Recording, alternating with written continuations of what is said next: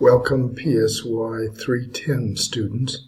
This is my somewhat delayed commentary from the spring recess week, and I do apologize for that delay. I frankly mentally thought that I'd posted this some days ago. That being said, we are at the halfway point, and this week's focus is on the second of the chapters that explores the relationship between what we know about physiology and personality. Last week we looked at anatomical and functional system kind of relationships with personality traits and types. This week we're looking at issues of heritability and revisiting, I hope, evolutionary psychology as a distinctive perspective on the study of personality. So it's a good week. I also want to encourage you to look at three particular other resources. In this week's folder, you'll see a really excellent discussion of missing heritability and predicting the behavior of children. I think no matter how we come down on those issues theoretically, this is a good article in terms of critical thinking of the data at hand.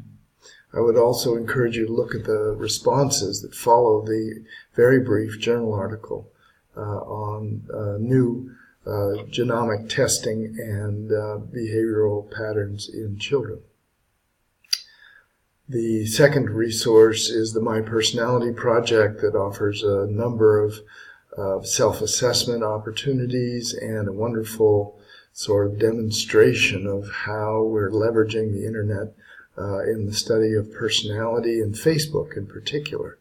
Note the number of test protocols that have been completed, and you'll likely come to the conclusion that this is a powerful new dimension in personality, socially mediated personality, that is, in the 21st century. So I think both of those are good fodder for our discussion board. They will not appear on your testing as such, being that that's only text-based.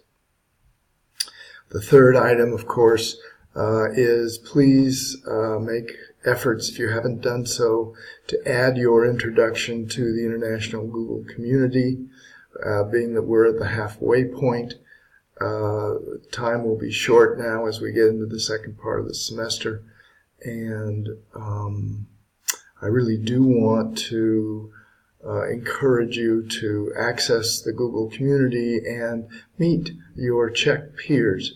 I think whatever your course project is in the course, you'll undoubtedly find it enriched by communicating with peers and just simply interviewing them on their view of your topic and the research that supports it.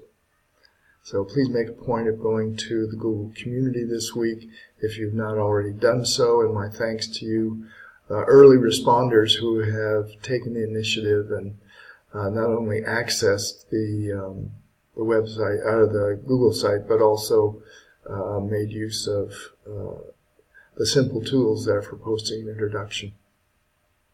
After you do that, I will facilitate your connecting with individual students, Czech students. I noticed that we have well over 20 people involved in the community now, and most have accessed but haven't posted their introductions. So don't be fooled by what's there so far. It's, I think, often stated that Czech students are initially quite shy and also intimidated by the possibilities of communicating in English, even though they've studied it for many years, and many of them are functionally bilingual. So your posting there will encourage them, and then as the weeks go on, we will hopefully connect you one-to-one and help you complete that interview.